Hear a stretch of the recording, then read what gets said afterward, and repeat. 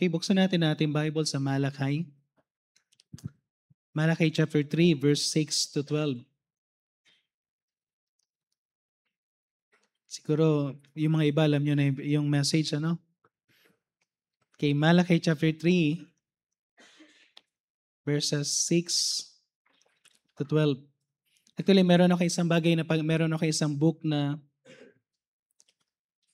pinag-aaralan and something na it could help us in handling finances. Okay? Hindi ko pa naitutuloy yung Sermon on the Mount. Amen? So, parang ito yung mga gagawin kong maging series because I need to, isang bagay na natin is, sino sa inyo personally gusto nyo i-bless kayo? Hindi lang spiritually, kundi in terms also of finances. Taas ang kamay. Okay? Finances, material things, of course, kasama dyan yung good health natin. Dami natin pinagpipray. Ang pinaka-priority natin is to be blessed spiritually, to be blessed physically. Pero isang bagay din natin is, pinagpipray din natin to be blessed financially so that we could be a blessing sa gawain ng Panginoon. At mas marami pa tayong accomplish, mas marami pa tayong magawa as the Lord tarries is coming. Kaya hindi natin alam kung kailan darating ang Panginoon. But if God will come today, amen. Okay? Kung darating ang Panginoon this month, purihin ang Panginoon. Kung this year, then lahat ng paghihirap natin tapos na. Amen? Okay?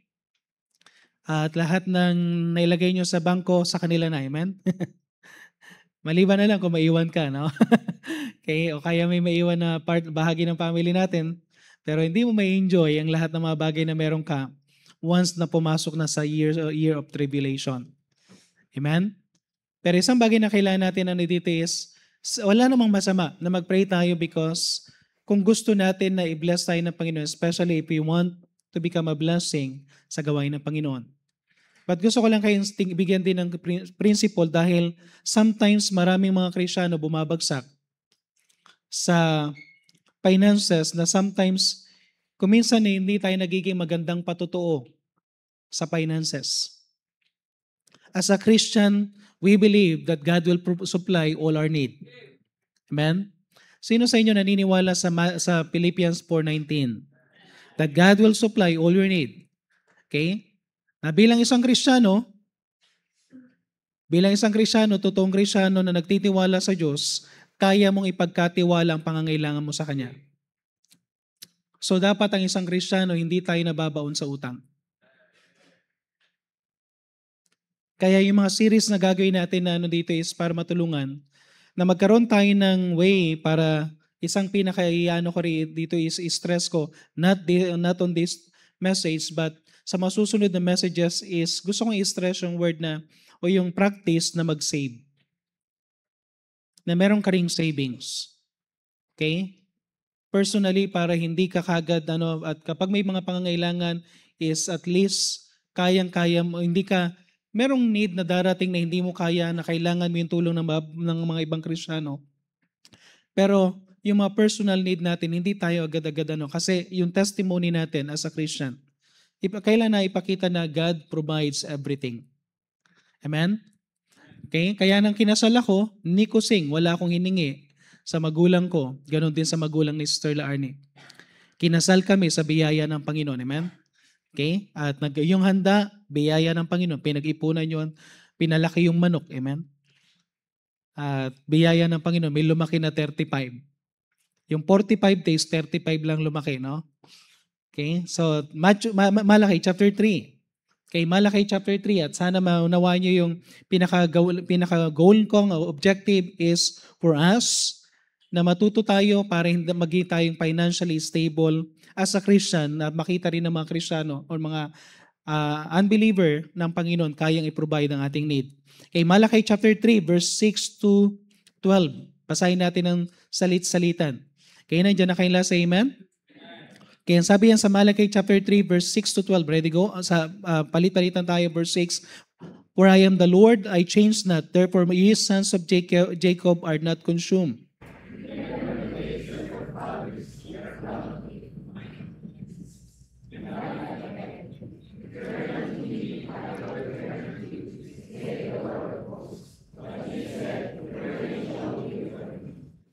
Will a man rob God? Yet ye have robbed me, but ye say, wherein ye have robbed thee, in tithes and offerings.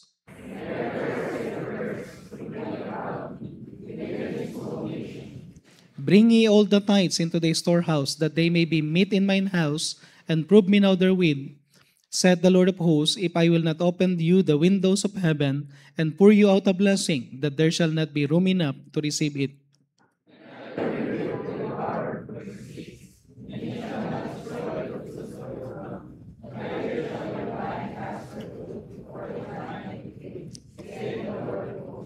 Verse 12 altogether. And all nations shall call you blessed, for ye shall be this delightsome land, said the Lord of hosts. So dito makikita natin dito, tinanong ng Panginoon, sinabi ng Panginoon, bumalik kayo sa akin. Saan kami babalik, Panginoon? Okay? Tapos yung sumunod na tanong, ninanakawan niyo ako. Ang tanong ulit, saan namin kayo ninanakawan? Ang isang bagay na makikita natin dito is, yung gusto ng Panginoon, isang bagay na pinaka-goal ng Panginoon is for us as a Christian, na makita na tayo blessed nation. Yung verse 12, and all nations shall call you blessed. Okay?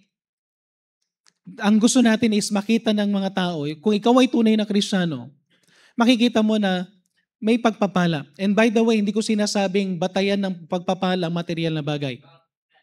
Tandaan din natin, huwag din tayo masyadong maging extreme, na kung minsan, kahit masama na yung ginagawa mo, kahit alam mo mali na yung ginagawa mo, to sasabihin mo, bakit ako pinagpapala ng material na bagay?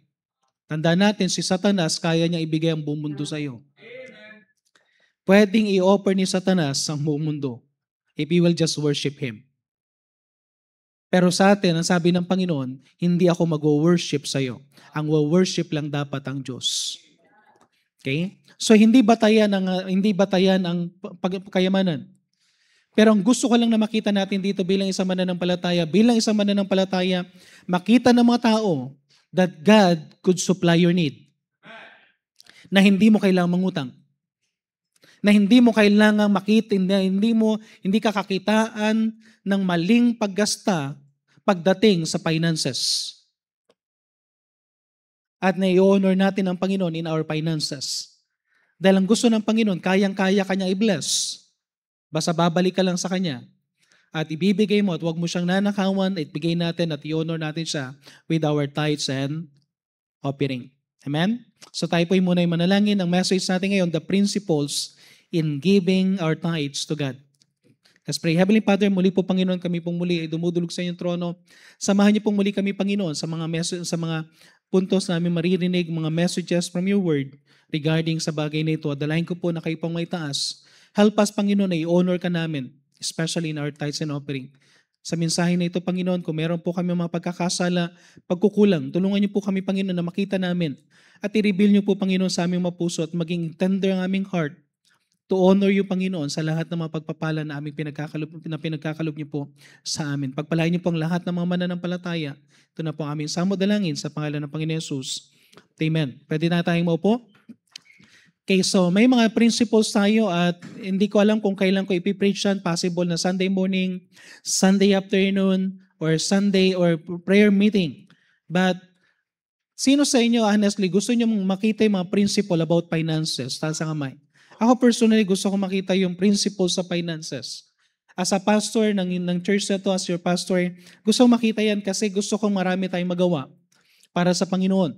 Okay? So naririnig natin ito sa Facebook, naririnig natin, I think, one time nakita ko rin ito sa may malaking signage na may mga preacher na nagsasabi ang tithing ay kasalanan. At hindi na raw biblical ang pagtitithes ngayong panahon ng New Testament. Okay, listen. Bigyan niyo ako ng maghanap kayo ng isang verse. Okay? Even one verse na nagsasabi ang tithing ay kasalanan. Sa mundong ito na yung problema natin sa mundo. Ang kasalanan nagiging tama at ang tama nagiging mali. Amen? Amen? Maraming mga pagkakataon, imagine nyo ngayon, yung holiness hindi na pinipreach sa pulpito. Ang pinipreach sa pulpito, biyaya ng Diyos, na kahit gumagawa ng kasalanan, biyaya pa rin ng Diyos. Tandaan natin, may biyaya ang Panginoon, may mercy ang Panginoon, pero may just Justice ang Panginoon. Pero isang bagay na makikita natin dito, kuminsan ang mga tama ginagawang mali at ang mali ginagawa ng tama. Okay? Pero makikita natin na walang verse sa Bible from Old Testament to New Testament na sinasabi, tithing is sin. Kaya nag-preach ako last time about the tithing, amplified and tawag dito yung tithes and offering, yung emphasized and amplified in the New Testament. Pinakita ko doon sa message na yon at iano lang natin ng konting review. Hindi pa nagkakaroon ng law, meron ng tinatawag na tithes at blines ng Panginoon ng dalawang tao na nagbigay ng tithes kahit hindi pinag-uutos ng Diyos. Hindi pinag-utos ng Diyos kay Abraham sa Genesis chapter 14, verse 20. Tingnan nyo sa Genesis chapter 14, verse 20. And blessed be the Most High God, which hath delivered thine enemies into thy hand, and He gave him tithes of all. Wala pang tithing. Ang tithing nagsimula, ang law ng tithing ay nagsimula kay Moses, pero si Abraham, in-honor ang Panginoon through Melchizedek, na ibigay niya yung kanyang tithes nang siya binigyan ng Panginoon ng victory. Another person is si Jacob. Genesis chapter 28 verse 22.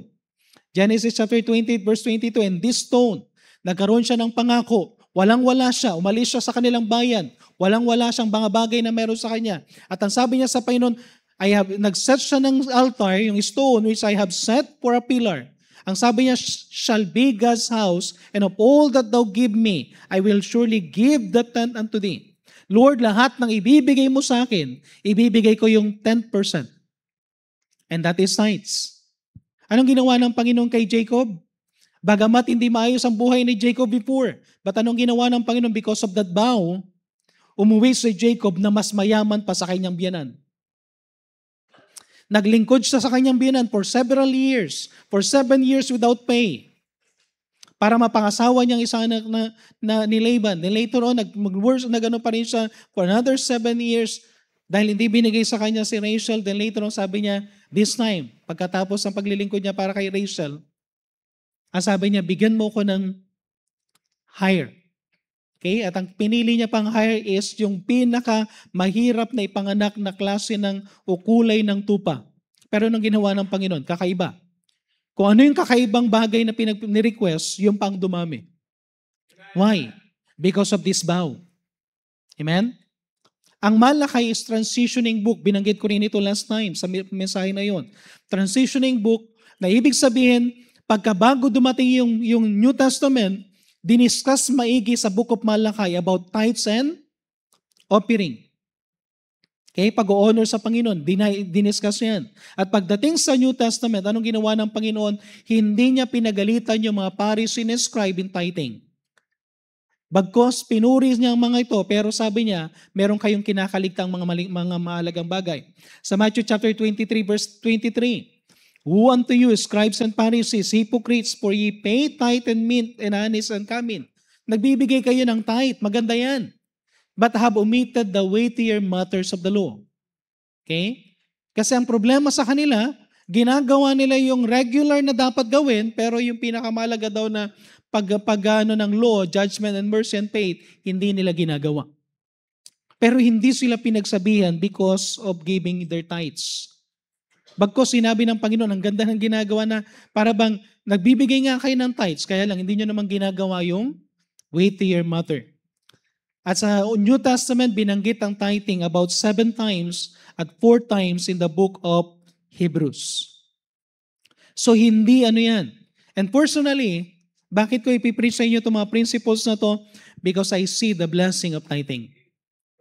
Sino sa inyo blessed because you tithes? Okay? At makikita nyo Sabi ko nga, sa major ako ng physics, minor ng mathematics, 100% is greater than 90%. Pero sa Bible, 90% is greater than 100%. Dahil pag binigay mo yung tithes, gabi, no? Dati hindi ko alam kung paano yung sikreto na yan. Pero nung natuto ako mag-tithes, nakita ko yung blessing ng tithing. Okay? 5 principles. Okay lang? Okay? So 5 principles, mga principles in giving our tithes to God. Number 1, the principle of God's ownership. The principle of God's ownership. Alam na natin sa Psalms, the earth is the Lord's and the fullness thereof. Pero tingnan nyo rin yung 1 Chronicles chapter 29, verse 11. 1 Chronicles chapter 29 in verse 11 to 12. Sabi diyan, Thine, O Lord, is the greatness and the power, and the glory of the victory and the majesty.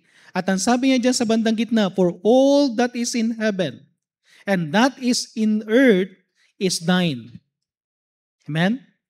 So hindi lang yung bagay na nakikita mo sa mundo, kundi lahat na nakikita natin, even sa kalawakan, at mga bagay na hindi pa natin nakikita sa langit, na ginawa ng Panginoon, lahat yan ay pag-aari ng Diyos.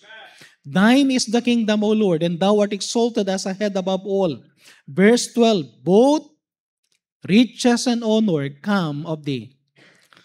Sino sa inyo may kayamanan? Okay? Galing daw yan sa Diyos.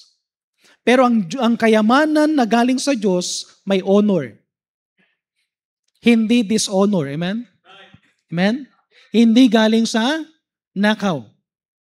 I thank God, one of the member doon sa may San Fernando La Union is working. Actually, siya yung magiging one of the member, magiging district engineer na kanilang bayan. Which is napakahirap. At ang sabi niya, ayaw niyang maging district engineer. Kasi dahil dun sa mga issue about sa DPWH. Okay? Pero tandaan natin to, no? Sana yung mga riches natin, tandaan natin ang tunay na riches na galing sa Diyos, galing sa tama. Okay? Dahil ang riches na gusto ng Panginoon may kasamang honor, may kasamang dignity. Okay? Thank God kung meron ka mga blessings sa buhay, material things, kung galing yan sa tama, wala kang sinagasaan, walang mali, then yan ay galing sa Panginoon. Pero pag may mali kang ginagawa, alam mo, hindi galing yan sa Panginoon. Okay? And thou reignest over all, and thine hand is power and might. Okay? Even yung kakayanan natin, yung kalakasan natin, wisdom natin, anything na meron tayo is in thine hand. At ang Diyos ang nagbibigay ng kalakasan. So God owns everything we see. In heaven and in this earth, both riches and honor comes from the Lord. Power, might, and wisdoms, all comes from God. So ma-realize natin ito. Bakit tayo nagbibigay ng tithes? Because everything na meron tayo galing sa Diyos. At hindi lang galing sa Diyos, pag-aari ng Diyos. Even ang buhay natin ay pag-aari ng Diyos. Kaya nga may paalala palagi, every time we receive blessing, sa Deuteronomy chapter 8 verse 18. Ang sabi sa Deuteronomy chapter 8 verse 18, But thou shalt remember the Lord thy God, for it is He that giveth thee power to get wealth, that He may establish His covenant, which He sware unto thy fathers, as is this day. You need to remember the Lord. Every blessing na meron ka. Ang problem natin, maraming tao ngayon. Tingnan nyo lang to ha. Huwag natin munang pag-usapan ng kayamanan. Maraming tao hindi nila na-realize ng buhay nila galing sa Diyos. Ni hindi man lang nila sinasambang Diyos every Sunday. Ni hindi man lang nila pinapasalamatan ng Diyos every day.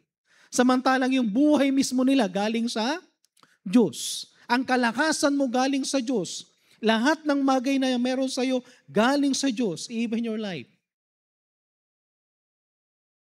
Okay? At dahil lahat galing sa Diyos, tandaan natin, huwag natin sabihin na maramot ang Diyos sa buhay natin. Baka may problema lang tayo kaya hindi tayo binibless ng Panginoon. Baka may problema tayo kaya sunod-sunod yung problem financially sa buhay natin. Because we do not honor yung honor ng lahat ng bagay. Dapat i-honor natin sa lahat ng bagay ang pinaka-honor. Lahat yan. And by the way, hindi maramot ang Panginoon. Amen? Amen? Hindi maramot ang Panginoon. Grabe nga pag nag-pray ka sa Panginoon, kung tama lang nasa isipan mo, tama lang ang puso mo sa Panginoon, may darating ka sa time na, Lord, thank you for the blessing na para bang, Lord, parang sobra-sobra.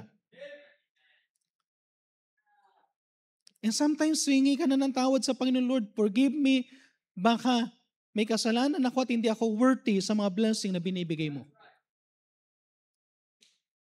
Amen? Tingnan nyo ang Psalm 75 verse 6. Psalm 75 verse 6. Tingnan nyo lang. No?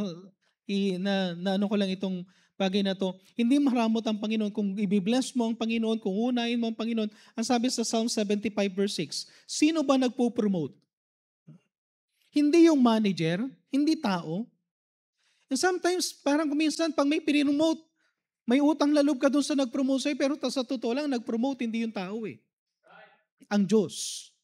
Tingnan nyo, for promotion cometh neither from the east, nor the west, nor from the south.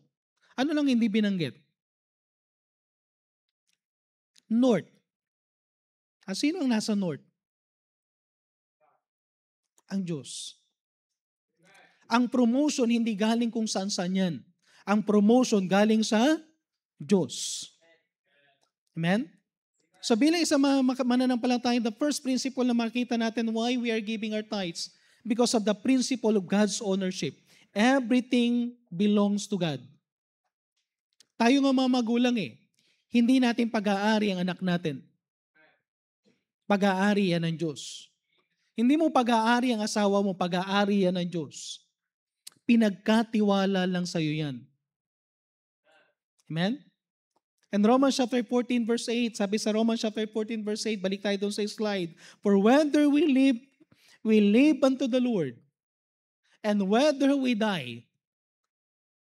Kung mabubuhay ka, dapat mabuhay ka para sa Panginoon dahil galing ang Diyos ang buhay mo sa Diyos. At kung mamamatay ka, mas maganda, mamatay ka para sa Panginoon. Whether we live therefore or die, we are the Lord's. Okay? Ang buhay natin hanggang kamatayan natin, kung nais ng Panginoon ay sacrifice ang buhay natin, so be it. Kung may mga example ang gagawin sa buhay natin, so be it. Para magamit tayo ng Panginoon, so be it, because yung buhay natin, even ng buhay natin at hininga na hinihinga mo ngayon, galing sa Diyos. So the first principle is the principle of God's ownership. God owns everything. Second, the principle of stewarding God's blessing. Okay, the principle of stewarding God's blessing, that we are just steward. Tandaan natin ito na hindi mo pag-aari yan. We are just steward, katiwala. 1 Corinthians chapter 4 verse 2, moreover it is required in stewards that a man be found faithful. The word faithful there is trustworthy. Okay? Ang ibig sabihin ng faithful sa verse na yan, trustworthy. Ibig sabihin kung ikaw ay isang katiwala ng Diyos, dapat ikaw ay mapagkakatiwalaan. Amen? Amen? Everything na binibigay sa iyo ng Panginoon, even talents, galing sa Diyos. So, tandaan natin na kung trustworthy ang ibig sabihin ng faithful, it means every steward must be trustworthy of God's blessing. Kaya nga sabi ng Panginoon sa Luke chapter 16 verse 10 to 11. May clear lang yung message ko. Kaya mag-alala kahit na 5 points, amen? Pero gusto ko maalala nyo, amen? Luke 16 verse 10 to 11. He that is faithful in that which is least is faithful also in much. Alam ba ang ginagawa ng Panginoon? Ititest ka muna kung gaano ka ka-faithful sa maliit na bagay. Okay. Kailan kayo magsisimulang magbigay ng tithes? Kapag may trabaho na? Young people, kailan magbibigay ng tithes? Pag may trabaho? Magsimulang kayo magbigay ng tithes sa allowance ninyo. I pray that every Sunday, lahat ng kaya nga sabi ko sa children's ministry, turuan natin ang mga bata na mag-tithes kung ano yung bagay na meron sila. Okay? I thank God na save ako at the age of 17. Ang allowance ko that time, 75 pesos a week. 15 pesos a day. Ang pamasahe sa tricycle, 5 pesos. 4 na beses ako magta-tricycle. Okay?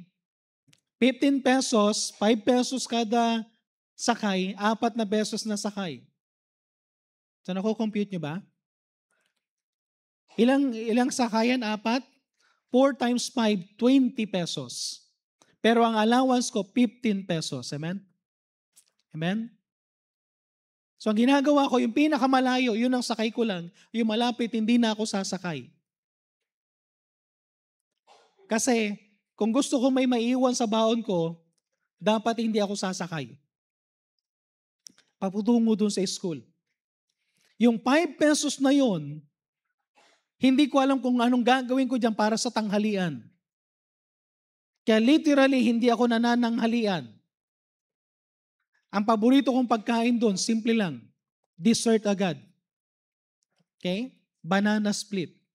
Every time na pupunta ako doon, banana split yon. O kung kaya gusto kong kumain, magbaon ako ng pagkain ko. And every time na isasama ako ng mga classmate ko, ayaw kong sumama. Bakit? Kasi imagine mo, no, binata ka, tapos hindi ka nakikita ka nila bumibili lang ng dessert. Amen? So sometimes sila mismo naglilibre kung gusto nila akong ilibre. Then nung nasave ako, natuto ako mag-tithes weekly. Magkano ang tithes sa 75 pesos? 7 pesos and 50 centavos. Dahil meron kaming envelope at ayaw kong nakikita ko kapag yung di ba pag nilagay mo yung envelope tapos kung hindi mo may close yung envelope, mahuhulog yung coins. So ginawa ko, ang tithes ko is 10 pesos by faith. Ang tithes dapat lang is 7 pesos and 50 centavos. Ginawa ko tithes ng 10 pesos. Ano yung ginawa ng Panginoon? Nagbigay ang Panginoon ng wisdom. Nakita ko yung nagbabanana queue. Tinanong ko yung nagbabanana queue, magkano ang bili mo sa saging? Tapos sabi ko, Tay, kasi nag-ano ang tatay ko ng saging sa Isabela. Sabi ko, pag ako ang bibili ng saging, magkano? Siyempre, presyong anak. Amen? Okay? So, piliin ko yung mga lalaki. Ito sabi ko sa may nagbabanana queue, kung bibigyan kita ng mas malaking saging kaysa dyan, tapos mas mura, gusto mo bumili? Tapos sabi niya, sige. So dahil nagsabi siya ng gano'n, tinatanong ko siya kung magkano kukunin niya. Then every morning, pupunta ako doon, naka-tricycle na, amen? Hindi na naglalakad kasi dala-dala ko yung saging. At alam niyo, nakakatuwa, hindi na 75 pesos a week yung allowance ko dahil kaya ko nang kitain ng higit pa doon dahil lang doon sa may banana queue. Amen? And one time, nakakatuwa ang tatay ko, minsan, nagsawa na siya doon sa rifle niya, binenta niya, binili niya ng bike.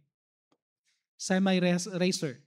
So yung semi-racer na yun ang ginamit kong pang bike, so hindi na ako kailangang mag-tricycle. Ano yung blessing kung gagawin mo ang isang kalooban ng Panginoon kahit ikaw ay estudyante pa lang? Magsimula kayo.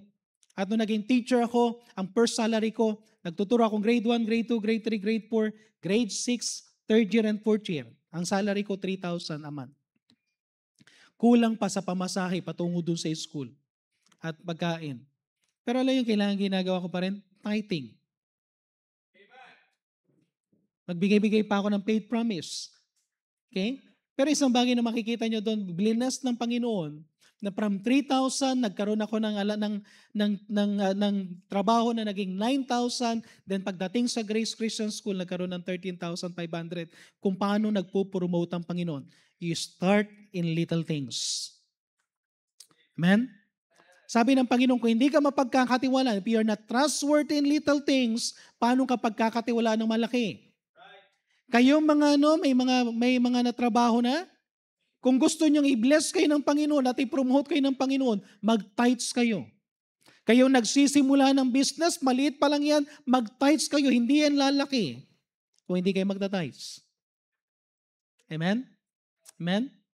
Learn to tithes. Therefore, you have not been faithful sabi yan, if therefore you have not been faithful in the unrighteous mammon. Ano yung mammon dyan? Hindi yan yung masarap na malambot, ha? Ang mammon dyan is money. Kung hindi ka mapagkakatiwalaan ng Panginoon sa maliit na bagay, okay? Sa pera, who will commit to your trust the true riches? Listen, ang pera hindi pa yan true riches. Ang kayamanan hindi mo kaya mabili ng pera. Ang family, everything na meron kayo na ini-enjoy, hindi mo ma-enjoy lahat yan kung hindi ka mapagkatiwalaan sa maliit lang na bagay na tinatawag na pera. So learn to tithes. Okay? Steward, the blessing ng Panginoon. So faithfulness and trustworthiness is the basis of God's entrusting more of His blessing. Okay? Ang money is, alam nyo ba na money is one of the greatest tests? Tinitingnan ng Diyos kung gaano ka maghawak ng pera. Kung hindi ka mapagkakatiwalaan sa pera, ibig sabihin, ganun din, nagre-reflect. Anong puso meron ka? Okay? Tithing is not just giving. Tandaan nyo to. Tithing is trusting. Trusting God na kaya niyang i-provide ang need mo. Tithing is worshiping. Tithing is honoring God. Hindi lang yan basta-basta giving. Kaya kung hindi tayo marunong mag-tithes, ang tendency, hindi mo makikita yung blessing ng Panginoon. Kaya tinanong ng Panginoon, Malakay chapter 3 verse 8, will a man rob God? Pwede bang nakawan ng tao ang Diyos? Okay? Ang laking katanungan, kaya bang nakawan ng tao ang Diyos? Ang sabi ng Panginoon, yet ye have robbed me. Ang Diyos mismo nagsalita sa Malakay chapter 3 verse 8. But you say wherein ye robbed thee. Ano sabi ng Panginoon? Saan ka namin ninanakawan, Panginoon? In tithes and offering. Pag hindi mo binibigay yung tithes and offering ng lahat ng meron sa'yo, okay? Lahat ng pinagkatiwala sa'yo, hindi mo talaga makikita yung blessing ng Panginoon. It might be na you are just surviving. Ulitin ko, nagsusurvive lang tayo madalas. Pero hindi natin na-enjoy yung dapat na gusto ng Diyos na i-enjoy natin. Why? Kung minsan, tinatry mong i-keep yung trabaho mo, tinatry mong i-keep yung company mo, tinatry mong i-keep everything na meron ka. Pero hindi mo makip. Why? Because you are not honoring God and you are just robbing God.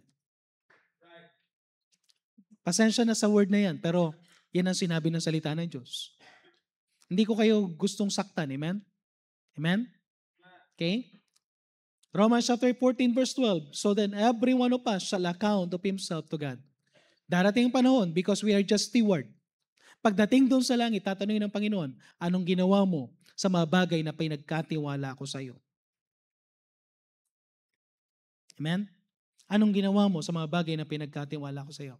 Second, ano yung first principle? Principle of God's ownership. Second, principle of stewarding God's blessing. Third is the principle of prioritizing the tithe. Mahalaga to. The principle of prioritizing the tithes. Proverbs chapter 3 verse 9 and 10. Honor the Lord with thy substance and with the first fruits of all thine increase. So shall thy barns be filled with plenty, and thy presses shall burst out with new wine. Okay? Honor means to give God the first place. Pag sinabi natin na ino-honor natin ang Panginoon, dapat inuuna natin ang Panginoon. Tama? Pag sinabi mong ino-honor mo ang Diyos tapos kulelat siya sa buhay mo, ino-honor mo ba talaga siya? Kasi pag sinabi mong ino-honor ang Panginoon, dapat siya in first place. The key of God's blessing is we need to honor God first. Amen? Ano yung Malakay 6.33? Sino sa inyo kabisado yung Malakay 6.33? Ano sabi sa Malakay chapter 6 verse 33? But seek ye first the kingdom of God and His righteousness and all these things. Ay, sorry. Ano yung sinasabi ko? Malakay. Matthew na pala. Yan. At least gising kayo. Okay, Matthew 6.33 kasi malakay tayo eh. Okay, so sabi sa Matthew 6.33, but seek ye first the kingdom of God and His righteousness, and all these things shall be added unto you. Okay? Dapat ang Panginoon ang nauuna. Dapat hindi siya kulelat. So every blessing, ganito lang yan. Para hindi mo makalimutan. Every time na may blessing, anong kailangan gawin? Tanggalin mo kagad yung tithes. Okay? Alam yung sinabi dito, balikan ko lang yung Proverbs chapter 3 verse 9. Honor the Lord with thy substance and with the first fruit of all thine increase. Alam niyo ba yung word na first fruits dyan? Hindi yan yung hindi yan yung magkano tayo ng first fruit na yearly, merong Pero alam niyo bang ibig sabihin talaga ng first fruit dyan na may kinalaman yan sa tithing. na ibigay mo muna yung first 10% bago mo gastusin, bago mo i-enjoy ang isang bagay na binigay sa iyo ng Diyos. Ibigay mo muna yung tithes. So ang ginagawa nila before sila nag-harvest, ang ginagawa nila is hahanapin nila yung pinakamagagandang prutas o pinakamagandang fruit nila doon. Then yun ang una muna nilang ibibigay sa Panginoon before they harvest. Kaya before nila i-enjoy ang isang bagay, inuuna nila ang Panginoon. Kailangan ibigay natin ang priority ang Panginoon. Sometimes itong problema natin. Kailan natin naalala yung tithes? Pagkatapos na nating nagastos. Kaya ano nangyayari tuloy? Dahil nagastos mo na, hindi ka na nakapag-tithes. Anong tendency? Instead na i-bless ka ng Panginoon, hindi mo in-honor ang Panginoon, paano kanya i-bless kung hindi siya na-honor sa buhay mo? Balikan natin ang Malakay chapter 1 verse 7. Malakay chapter 1 verse 7 to 8. Tingnan yung sinabi dito. Ang sabi dito, ye offer polluted bread upon mine altar. And you say, wherein we have polluted thee. Lord, saan ka ba namin binigyan ng polluted things? In that ye say, the table of the Lord is contemptible. Ang sasabi niya sa may verse 8, and if you offer blind for sacrifice, sige, ang ibibigay mo daw sa Panginoon yung tawag dito yung blind, yung kumbaga sa tupa mo, ibig sabihin, dahil blind siya, hindi siya makakain na maayos. Dahil blind siya, sabi niya, it is not evil. If you offer lame and sick, is it not evil? Kaya bibigay natin yung may sakit. Ang masaklap, no? Magbibigay tayo ng sacrifice, yung mamamatay ng hayop, no? Hindi ganun ang pagbibigay sa Panginoon. Tandaan natin, basahin nyo kung paano sila mag-offer. They will choose kung ano yung pinakamataba, kung ano yung pinaka-best sa lahat ng mga binigay sa kanila ng Panginoon. So ganun din pang Panginoon, kapag ganun din tayo. Gusto ng Panginoon i-prioritize mo ang giving. Prioritize mo ang tithing. Bago mo i-enjoy ang isang bagay. Kaya thank God ng one time, may binigay ako sa isa sa mga anak ko na tinanong ko sila, bakit hindi mo pa ginagamit? Sabi niya, Pastor, hindi ko pa na-tithes eh. At hanggang hindi nila na-tithes, ayaw nilang gamitin. Which is tama yun. Amen? Nakukuha niyo ibig sabihin? Kung gusto nating i-bless tayo ng Panginoon, at sino sa inyo gustong ibigay ng Panginoon tira-tira? O gusto niyo ibigay ng Panginoon yung the best? Kung gusto niyo ibigay yung Panginoon yung the best, then ibigay mo rin yung best sa Kanya. Paano ba magiging best ang tithes? Pastor, pare-paras lang naman yan na tithes 10%. Yes, pero iba yung inuna mo siya. Iba yung una mong tinanggal, yung tithes mo muna, kaysa sa huli. Iba yung inuna mo, Panginoon, Lord, sa blessing na to, I thank you for this blessing, pero gusto kong i-honor kita, dahil galing sa yung blessing, ibibigay ko muna yung tithes. Prioritize your tithes. Number 4. Okay, second to the last, amen? Bago 10:30, the principle of God's storehouse. The principle of God's storehouse. Then sabi niya sa Malakay chapter 3 verse 10, bring ye all the tithes into the storehouse that there may be meat in mine house, and prove me now herewith, said the Lord of hosts, if I will not open you the windows of heaven and pour you out a blessing that there shall not be room enough to receive it. The storehouse in the Old Testament is the temple. The storehouse in the New Testament is the church. Kung saan ka nakabilong. Okay? Ang storehouse is church, hindi bulsa ng pastor. Amen? Ang tithes, hindi dapat yan napupunta sa pastor. Ang tithes is for the storehouse. Ang pasupport ng pastor, lahat ng mga worker ng church, kasama lang dyan. Pero ang ibig sabihin ng storehouse, the whole, tawag dito yung operation na ginagawa natin sa church. So kasama dyan yung ating utilities, kasama dyan yung maintenance ng building natin, kasama dyan yung mga ministries na ginagawa natin, kasama dyan yung support ng mga workers natin, at lahat ng improvement sa ministry natin, lahat na nakikita nyo na meron dito sa church ay galing sa ating tithes. Amen? Hindi yan, at alam niyo yan, no? And even sa akin personally, yung bagay na natatanggap ko from the church, halos bumabalik lang yan sa church.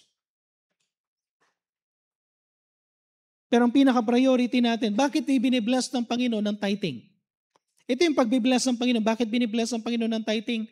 Because we are giving meat in the storehouse. Anong tendency? Pag binibigay natin personally and honestly ang tithes, church, hindi natin hinahadlangan ang gawain ng Panginoon. Dahil kung ano yung kailangan magawa sa church, nagagawa natin. Makikita nyo kung paanong dumadami ang mga workers, dumadami yung mga ministries, nakikita nyo yung improvement ng church. And sabihin ko sa inyo, pag hindi mo binibigay ang tithes, parang sinasabi mo ayaw mo ma-improve ang gawain ng local church na to. Amen? Amen? Kaya kapag binibigay natin yung tithes, you are helping the local church. You are helping para ma-promote ang mga ministries. Every accomplishment, every souls na nasa-save dito sa church, yan ay galing sa tithes. And by the way, gusto ng Panginoon na mas malaki pa yung ating meeting place. Sino sa inyo na naniniwala na bibigyan pa tayo ng Panginoon ng mas malaking meeting place? Pastor, nangangarap pa ng gising. Kung hindi ka nangangarap para sa Panginoon, anong gusto mong pangarap? Anong gusto mong gawin para sa Panginoon? Alam niyo, dapat ang pangarap natin sa Panginoon mas malaki sa pangarap natin sa sarili natin.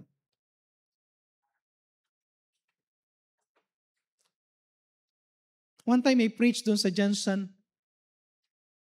Sabi ko, woe unto you kapag ka-pastor ka na mas maganda yung bahay mo kaysa sa church. Dapat mas maganda ang church kaysa sa bahay natin. Sa aming mga pastor, dahil naglilingkod lang tayo sa Panginoon. Amen? May mga ibang ganda ng sasakyan pero walang bubong yung church. Hindi nila pinapaganda yung church pero ang gaganda ng sasakyan. Walang masama, bumili ka ng sasakyan na pero unahin mo yung church. Amen? Amen? Mas malaking pangarap tayo para sa Panginoon. Okay? Yung principle of God's storehouse. We are robbing God at once na nirab natin ng Panginoon, tingnan yung sinabi sa verse 9, Malachi chapter 3 verse 9, Ye are cursed with a curse, for ye have robbed me, even this whole nation. Bakit tayo kinakurse ng Panginoon pag hindi natin binibigay ang tithes? Because we withhold natin ang pwedeng gawin ng Diyos sa ministry ng church. Kayo ba nagpipray kayo na mas marami pang ministry na pwede natin magawa? Okay, sino sa inyo nangangarap na someday, ako pangarap lang to pero wala nang masama kung mangarap tayo sa Panginoon. Na meron din tayong sariling bus. Para pag nagsundo tayo ng mga bata, alam nyo kulang na talaga tayo ng sasakyan. Pero hindi tayo magkakaroon ng ganyan pag hindi tayo nagtatithe honestly. Hindi tatayo yung building dyan sa kabila pag hindi tayo magtatithe honestly. Hindi pwedeng ibigay ng Panginoon itong property sa kabila kung hindi natin ito ibibigay. Sabihin ko lang sa inyo, kung lahat lang honest sa tithes, ang dami natin magagawa. We are cursed with a curse. Kapag hindi mo binibigay, alam mo yung bakit? Maraming hindi nagagawa. Sasabihin ng Panginoon, ang dami kong pangarap dyan sa ministry ng church na kinabibilangan mo, pero hindi ka naging honest. Kaya pagdating sa Malachi chapter 2 verse 2, tingnan nyo rin to. Ito yung ayaw kong mangyari sa atin. Bakit ko pinipreach ang bagay na to? Malachi chapter 2 verse 2. Okay, Malachi chapter 2 verse 2, if ye will not hear, if ye will not lay into heart, to give glory into my name, said the Lord of hosts, kung hindi natin i-honor ang Panginoon in our tithes and offering, ang sabi ng Panginoon, I will even send a curse upon you. Anong klaseng curse? I will curse your blessings. Sino sa inyo, parang hirap itignan, no? Blessing na nga, kinurse pa. Pwede palang i-curse ng Panginoon yung blessing na meron tayo. If we will not honor Him. Ang sabi niya, I have cursed them already. Kaya ito lang, ulitin ko. Marami sa atin, sana ma-realize na to, marami sa atin, we are just surviving. Keeping your work, keeping your things na meron ka, lahat gusto mong i-keep, pero bakit ang hirap i-keep? Yung kinikita mo na para bang, Lord, lumaki naman ang kita ko, pero bakit konti pa rin? Because God could even curse the blessing. Amen? And lastly, at alam ko ito yung pinakagusto nyo, the principle of God's blessing for tithing. Amen? The principle of God's blessing for tithing. Once na tayo ay nag-tithe, in-honor natin ang Panginoon. Tingnan yung sinabi dito sa Malachi chapter 3 verse 10 hanggang 12. Okay? Bring ye all the tithes into the storehouse, that ye may be meat in mine house, and prove me now herewith, said the Lord of hosts, if I will not open you the windows of heaven. It opens, one of the blessing of tithing is God will open the windows of blessings. Hindi ko alam kung paano yung, Pastor, ano ba ibig sabihin ng mga windows of blessings na yan? Windows of heaven na yan. Hindi ko alam kung paano. Pero tiyak ganito, ang Panginoon, hindi lang siya mag-o-open ng isang window sa'yo, but several windows, several opportunities, several things na para bang beyond sa ina-expect mo, kaya niya mag-open pa if you will just honest sa tithing. Amen? And I'm praying for more windows of heaven. Kaya ba natin mag-pray niyan? Pastor, pwede bang ipag-pray ang windows of heaven na yan? That God will open windows of heaven? Yes, pangako niya yan. Yung hindi lang ba tayo nagsusurvive? Sana yung dumating tayo sa punto na kapag nagkakaroon tayo ng blessing, nasasabi mo sa Panginoon, Lord, sabi niya dito, and pour you out a blessing that there shall not be room enough to receive it. Yung bang sasabihin mo, Lord, grabe yung blessing mo, sobra-sobra na. Amen? Amen? Sobra-sobra na. Pastor, nagbibigay naman ako ng faith promise. Ito nga masama eh. Baka yung faith promise mo, bahagi ng tithes mo eh. Dishonest pa rin yun eh. Baka yung building mo, bahagi pa rin ng tithes mo. Dishonest pa rin yun eh. Bago tayo magbigay sa faith promise sa building o anumang klase ng offering, make sure to give your tithes. Kasi ang pangako ng Panginoon, He will pour out blessing. At once na honest tayo sa tithing, sabihin ko sa inyo to, once na honest tayo sa tithing, isang bagay na magugulat ka na lang ganito. Yung sinabi sa Bible na may binanggit ako na one time yung hindi pa nag-aani, yung hindi mo pa nauubos yung inani mo last time, mag-aani ka na naman. Naalala niyo yung verse na yun? Yung bang magpapatong-patong na para bang, Lord, meron pa naman ako pero nagbibigay ka na. Hindi ka nagsusurvive. You are just enjoying kung anong binibigay ng Panginoon. Amen? Amen?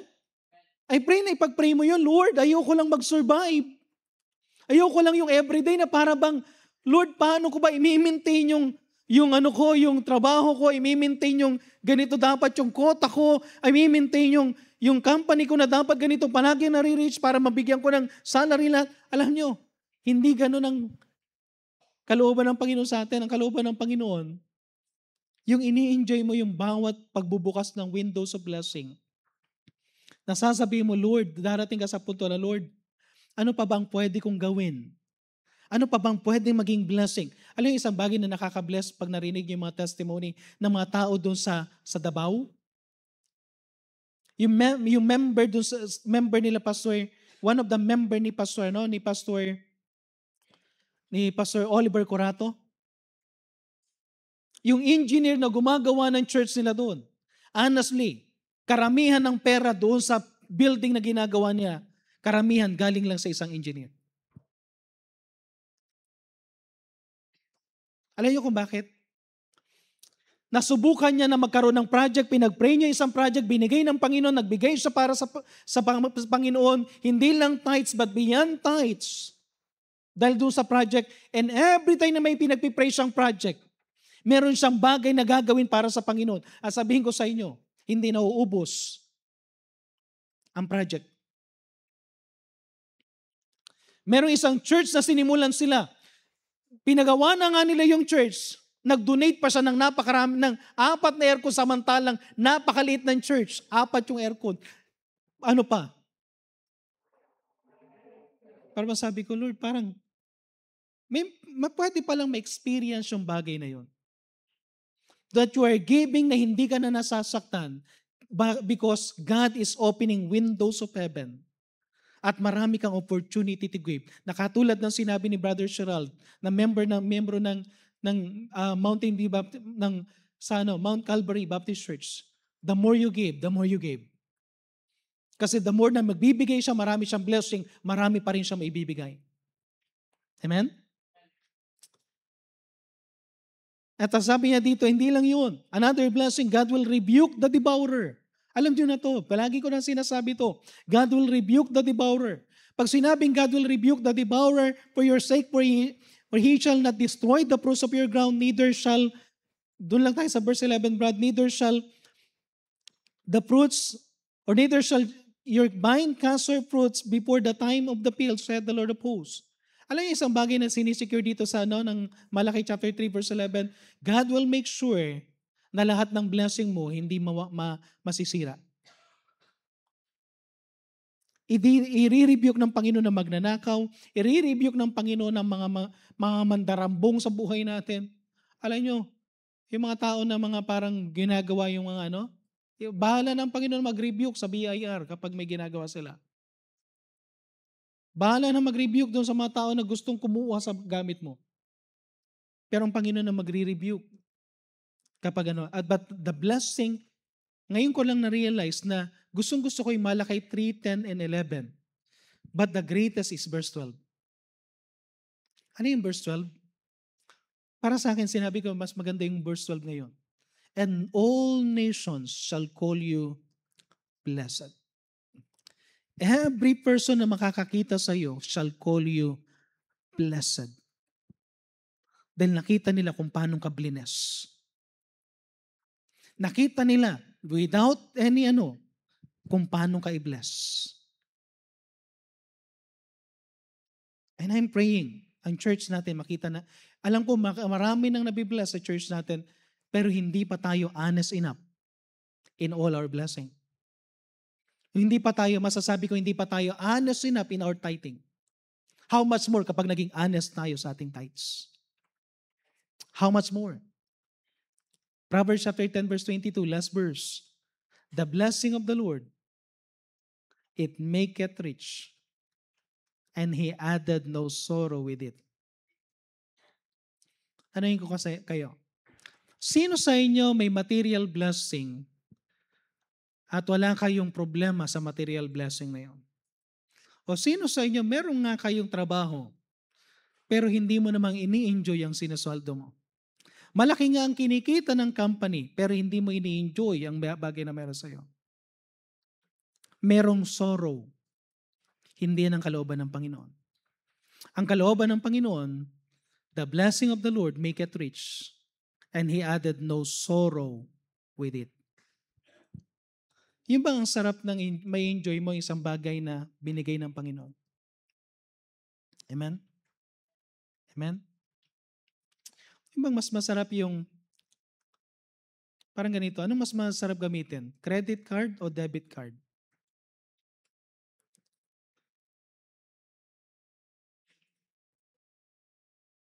Or cash?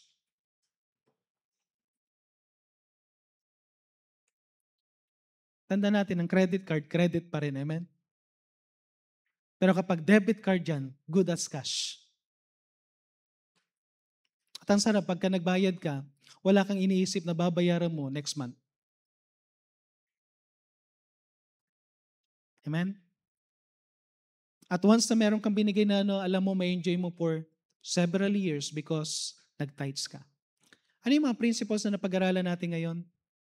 Principles of, number 1 is God's ownership.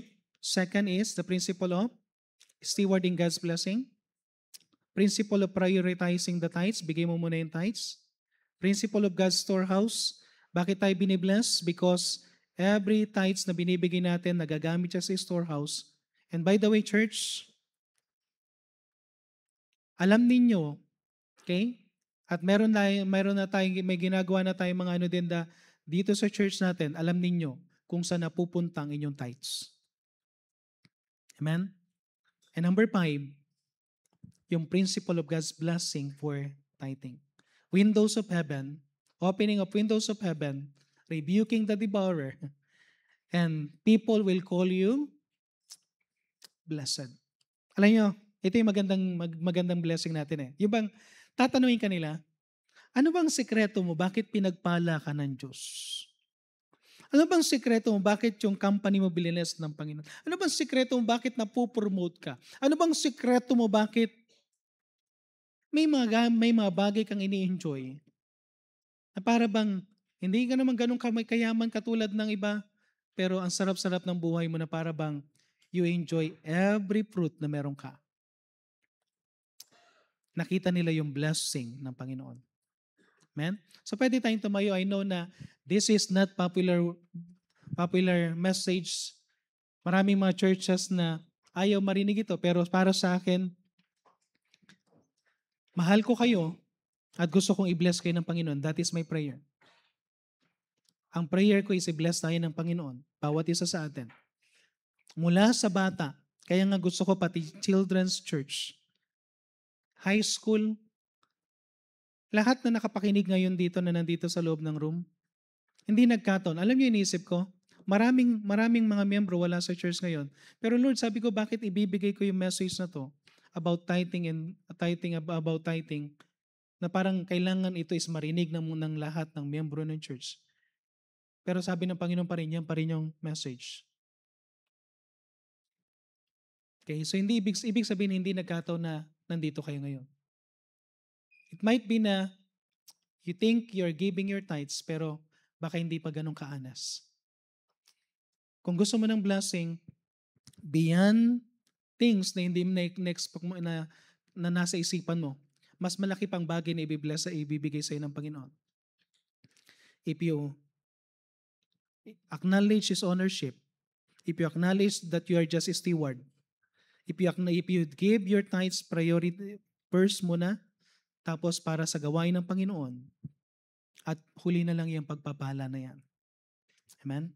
So habang nakayuko ang ulo, nakapikit ang mata, habang tumutugtog ang ating pianist, tingnan natin patatagalin, but if God spoke to your heart, na i-honor mo ang Panginoon in everything na meron sa iyo, then ang principle na to about tithing is for us, no? Siguro, i-ano natin ang Panginoon dito sa altar. Alam ko, ayokong nagsusurvive lang tayo. Gusto ko is i-bless talaga tayo ng Panginoon. So kung kinausap tayo ng Panginoon, punta tayo dito sa altar. At kung may mga pagpapala na ginawa ang Panginoon sa buhay mo, then thank God for the blessing. Thank God for the blessing. Kayo mga young people, the next generation of this church, start tithing honestly. Kasi kayo ang susunod na generation. Tayong binibless na ng Panginoon, mas malaki pang blessing talaga kapag naging honest lang talaga tayo. Maging honest lang talaga tayo. Do not just survive your work, do not just survive your business, do not just survive yung living mo. Allow God to bless you. At kung ikaw wala ka pang kaligtasan, kaibigan, nagkataon ng message ko is about giving. Pero na-realize mo isang bagay na binanggit ko kanina, everything from this sa heaven and earth belongs to God. Even your life belongs to God. Nilikha ka ng Diyos at gusto ka niya makasama sa langit. Nung nilikha tayo ng Diyos, tayo ay pag-aari ng Diyos. Pero nung nagkasala ang tao, tayo ay nawalay sa Diyos. At para makabalik tayo sa Diyos, kailangan mong tanggapin ang Panginoon Jesucristo bilang tagapagligtas. Kailangan kang tubusin ng Panginoon sa kasalanan. At para matubos ka ng Panginoon sa pamagitan ng kanyang dugo, kailangan mo i-acknowledge ng Panginoon na matay para sa iyong kasalanan at gusto kanyang bigyan ng buhay na walang hanggan. Kailangan mo lang aminin ang iyong pagkakasala. Kailangan mo lang tanggapin siya bilang tagapagligtas. At para mas maipaliwanag ito ng maigi, taas mong kanang kamay mo, bigyan ka namin ng counselor kung gusto mong tanggapin si Jesus Christ bilang tagapagligtas. Meron ba sa atin gusto mong tanggapin si Jesus Christ sa puso mo bilang tagapagligtas? Taas ang kamay. Meron ba sa atin? Amen. Kailangan ko na isang lalaki na counselor. Amen. I-share lang sa iyo. So, Brad, dito ay nakaputi. So, meron pa ba? Meron pa ba? Meron na nagtaas. Sinong pangalawa na gustong tumanggap sa Panginoon Jesucristo bilang tagapagligtas? Okay, meron pa ba? Gusto mong tanggapin ng Panginoon bilang tagapagligtas? Meron na isa. Dito sa church, very important po sa amin ang kaligtasan. Nagkataon lang po na mensahe ngayong umaga is about principles of giving or tithes. Pero gusto kong ipaalam sa iyo na kailangan mo ang Panginoon. Pag-aari ka ng Panginoon pero nawala ka dahil sa kasalanan, makakabalik ka lang sa Kanya kung haya mong tubusin Kanya ulit sa pamagitan ng Kanyang dugo. So meron pa bang gustong tumanggap sa Panginoon bilang tagapagligtas? Meron pa ba? Sa ating mga member, sino sa inyo may pinangusap ang Panginoon regarding the message? Taas ang kamay. Taas ang kamay. Meron ba? Pag-pray ko lang kayo. Amen. Amen. Meron pa ba? Amen. Amen. So I pray na ulitin ko po, no? Church, pre-niche ko lang ito. Kasi gusto ko maging stable tayo sa ating finances. Ayaw ko lang na maging surviving lang tayo. And honestly speaking, nakakapagod kapag nagsusurvive ka lang. Mas may enjoy mo yung blessing kapag nakita mo ang Panginoon nagwo-work. You're doing your best. God is doing His best. Tapos makita mo yung ginagawa mo, ibinibless ng Panginoon. Every blessing na meron kayo ini-enjoy mo, that is the best. Yung bang ini-enjoy mo yung blessing at hindi mo ini-endure, hindi mo sinusurvive lang. Okay? So tayo po yung manalangin. Let's pray. Heavenly Father, muli po Panginoon, kami pong muli ay dumudulog sa inyong trono.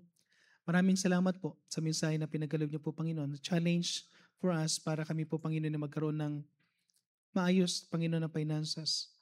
Lord God, tulungan niyo rin po kami Panginoon.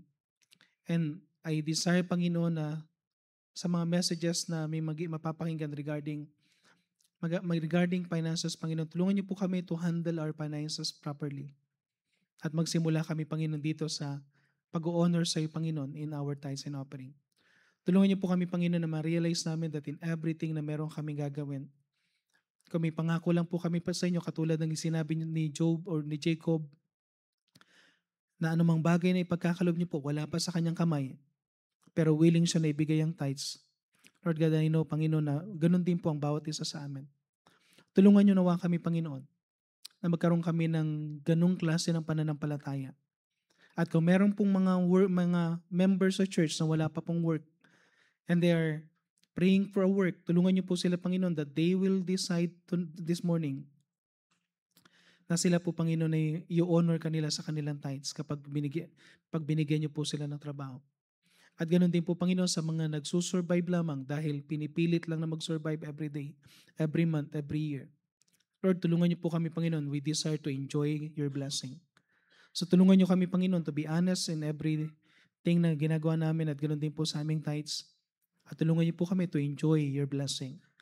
To see how you will open windows of heaven and even how you rebuke devourers. And even, Panginoon, kung paano po makita ng mga tao na kahit hindi kami magkasalita, you will call us blessed or they will call us blessed.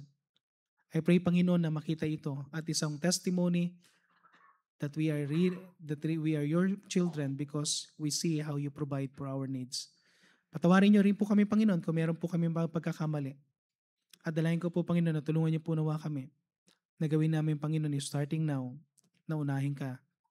Especially sa pagbibigay din namin tithes and offering. I pray. Amen.